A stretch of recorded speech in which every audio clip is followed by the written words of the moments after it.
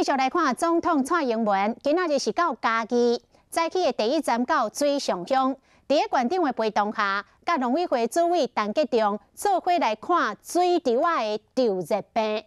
即届的稻热病对农民的影响真大，总统真重视，亲身下乡听农民的心声，嘛承诺讲会要求各相关的单位尽全力协助农民解决问题。 蔡总统来到嘉义县的水上乡，视察水稻啊稻热病，伊去咧查看，详细听当地议员甲农民的心声。我已经交代落去啊。到人知有你建议啦，卖油兵啊，总单。总统表示讲会全力协助解决，ให้大家放心。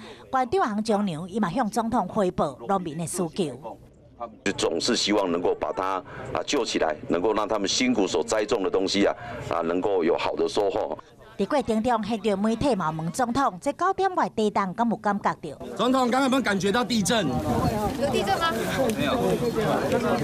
9点56分的时候。9点56分哦。嘉义2级，有感受到吗？没有，在追通路好不好？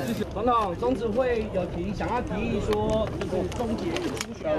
对着民进党初选争议，是不是由中执会提案终止初选，直接征调？记者提问蔡总统无正面的回应，伊规家拢伫嘉义，也阁去甲王来龙座谈，亲自下乡关心农民的需要。